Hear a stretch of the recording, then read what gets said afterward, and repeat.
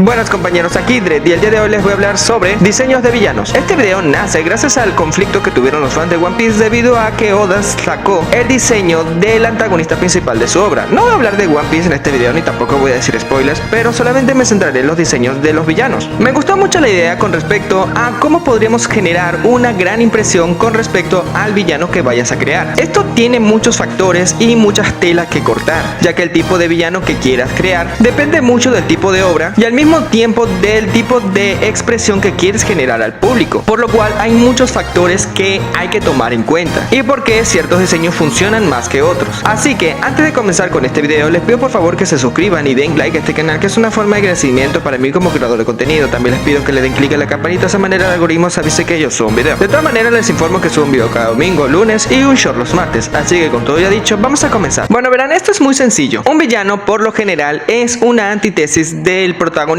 Por lo general se usa de base al protagonista para crear a quien va a ser su rival en toda la serie. Hay de diseños simples y hay de diseños más complicados. Esto depende mucho de la obra. Vamos un poco con los más complicados para que lo vayamos entendiendo en primer lugar. Los diseños más complicados por lo general terminan siendo monstruos. Aunque los monstruos terminan siendo más sencillos de identificar como la villanía dentro de una obra, debido a su apariencia horrenda, termina siendo un poco más complicado porque se necesita mucha más creatividad para hacer buenos diseños de monstruos. Para darles unos ejemplos, los monstruos en las series Tokuhatsu. Capón ha sido un gran exponente para crear monstruos debido a que sus héroes por lo general se enfrentan a estos directamente como monstruos, aunque estos monstruos conforme va pasando la historia terminan siendo más opacados por los villanos de apariencia humana, que es algo que vamos a llegar más adelante. Pero volviendo con los monstruos, estos son diseños muy populares dentro de la ficción, pero para tener una idea de cómo poder crear un villano monstruoso se utiliza mucho a los animales y qué características de estos animales resultan ser más aterradoras son las que más se realzan para generar algún tipo de villanía o maldad para el espectador. Aquí tengo que decir de que se requiere mucha más creatividad a la hora de describirlo si eres un escritor o al mismo tiempo para dibujarlos, por lo cual se requiere mucha más práctica en estos aspectos. Ahora bien, ¿por qué el villano más humanizado termina siendo más interesante para el público que el villano monstruoso? Esto es un pensamiento muy grecorromano, pero hay que recordar de que los griegos, en principal medida más que los romanos, fueron los primeros que humanizaron a sus dioses. Les dieron más características humanas porque no podían imaginar algo más perfecto que el ser humano. Un pensamiento muy arrogante, pero podemos decir de que toda la humanidad tiene ese mismo pensamiento en menor o mayor medida. Aunque podamos decir de que los egipcios le daban características animales a sus dioses, no hay que negar de que solamente tenían cabeza de animales. Por eso sus dioses tenían más una apariencia más antropomorfa que ser 100% monstruosos, como lo dije al principio de este video. Así que con esta base podemos decir de que los villanos más humanizados obviamente tienden a generar más impacto al espectador. Entonces de aquí vamos con tres tipos: el feo, el fuerte y el atractivo. Estos tres tipos de villanos son los que resultan ser la base más básica para la idea de crear villanos, pero siempre pensando en estos como una antítesis del protagonista. Si vamos por el feo, obviamente vamos a ir por un villano que muestra todas las características contrarias que no tiene el protagonista. Por ejemplo, si tu protagonista es fuerte y atractivo, vas a hacer que tu villano esté sobrepasado de peso y tenga un rostro horrible, pero para compensarlo, este podría tener más poder adquisitivo, por decir de que muy posiblemente sea algún tipo de rey o que tenga un gran cargo jerárquico en cualquier ámbito. Ahora bien, lamentablemente este tipo de villano por lo general termina siendo relegado más que todo a una especie de alivio cómico dentro de los villanos, aunque sí se han creado villanos bastante crueles con estas apariencias. Quizás por ser demasiado horrible hace que sea demasiado evidente que es el villano. Entonces vamos con el otro, que viene siendo el fuerte. El fuerte también tiene algo de lo que tiene el villano que mencioné anteriormente. La diferencia es que al ser fuerte tiene un mejor aspecto y también se puede decir de que podría ser una versión mejorada del protagonista, pero sin sus aspectos morales. Este tipo de villano por lo general se representa calvo en muchas ocasiones, como por ejemplo Sigma en la serie de Mega Man. Lo único que es un robot, pero seamos francos, tiene todo el arquetipo. Este tipo de villanos triunfa un poco más que el anterior debido a que ya tiene una gran fortaleza física, llega a intimidar muchísimo más, por lo cual los héroes terminan viéndolo como una amenaza muchísimo mayor. Aparte que este tipo de personaje termina teniendo un cargo no tanto de un rey, sino más de conquistador, más de alguien que va al frente, como una especie de militar o caudillo en mejor ámbito. Ahora vamos con el último, que viene siendo el más atractivo. Este tipo de antagonista nace más que todo gracias a la visión que tenemos de Lucifer y también con un poco de influencia alemana, debido a que el gran impacto de la Segunda Gran Guerra ocasionó este impacto también en lo que va siendo la cultura popular en la ficción. Pero en fin, este tipo de villano se divide en dos aspectos, que viene siendo uno más andrógino y uno que es atractivo pero sin llegar tanto a ser andrógino. Este tipo de antagonista termina siendo el más popular en en la ficción porque es el único que se siente que no es tan evidente y es algo que puede llegar a ocurrir en la vida real. Es decir, podrías encontrarte a varias personas que podrían ser cercanas a ti y no podrías saber de que uno de ellas sea alguien con malas intenciones. Muchos han dicho que muchos criminales tienden a ser bastante carismáticos o incluso atractivos a la vista. Es por eso que este tipo de villanos triunfan tanto, como vienen siendo Johan en la serie de Monster o Makima en Chainsaw Man. Son dos personajes que representan lo mismo, pero visto en dos tipos de géneros distintos, siendo uno hombre y la otra mujer. El personaje de Makina es uno de los personajes más atractivos y no tuvo que ser tan exagerada por parte de su autor como muchos personajes femeninos en la ficción, como terminan siendo la femme fatal. En el caso de Johan es uno de los personajes más aterradores debido a su forma de pensar y no necesita tener grandes músculos como el anterior o verse horrible en cuanto al rostro, solamente necesita de su forma de actuar para generar cierto temor al espectador. Este tipo de personaje funciona bastante bien si sabes de la psique humana. Si tienes ciertos aspectos de psicología, este personaje podría ser bastante bueno a la hora de implementarlo. De lo contrario, podría llegar a ser algo simple. Ahora, con respecto al andrógino, creo que tratan de asemejar un poco más la idea de Lucifer. No por nada en Mega Man X el personaje de Lumine está literalmente basado en Lucifer debido a su nombre y en su apariencia andrógina. Creo que si tengo que culpar a alguien a esta visión que tenemos sobre Lucifer, vendría culpando a Go Nagai, que le dio estas apariencias entre hombre y mujer. Bueno, teniendo en cuenta estamos hablando de un ser sobrenatural. Sería lógico que no se fuera ni hombre ni mujer al mismo tiempo. Ahora, tratar de emular esto en la vida real es un poco más complicado, por no decir de que sería muy difícil encontrar a personas que se vean como Griffith, aunque sería mucho más lógico encontrarlo en una mujer que en un hombre. Pero no significa que el mensaje que quieran dar de este tipo de personajes no quede. Es por eso que son tan atractivos para los escritores y también para el público, porque representan un tipo de maldad que no se puede ver a simple vista. Como dice el dicho, rostros vemos pero corazones no. Por esta misma naturaleza es por la cual este tipo de villanos terminan siendo mucho más atractivos para el público que los monstruos. Aunque no voy a negar de que me gustan un poco más los villanos clásicos, no puedo evitar de que este tipo de villanos de apariencia angelical terminen agrandándome muchísimo más. Ahora bien, no tapemos el sol con un dedo. Es muy evidente de que la ficción está muy saturada con el uso de este tipo de villanos. La verdad es que para este tipo de villanos puedan generar realmente una marca dentro de la ficción, tienes que ser muy bueno escribiendo, muy bueno planteándolo. Así que esto debe hablar más del escritor que del personaje en sí como lo hayas diseñado. Ahora, aquí el espectador solamente tiene votos para juzgar cuál fue mejor. Ya aquí queda en vista personal. Ya conocen las herramientas, ya toca a ustedes ver cuál preferirían más para crear una historia. Ahora bien, para ir cerrando este video, ahora si ustedes se preguntan con respecto al diseño del antihéroe, pues tiene la misma lógica que el villano, así que no hay gran cosa. No hay más nada que pueda agregar. Digan ustedes en los comentarios qué tipo de villanos les gusta más, qué tipo de diseños, qué piensan ustedes con todo este tema. Los estaré leyendo y puede que les responda. Aquí Dread, no se olvide comentar, suscribirse, seguirme en Instagram y Twitter, compartir este video y dar like. Aquí Dread, nos vemos.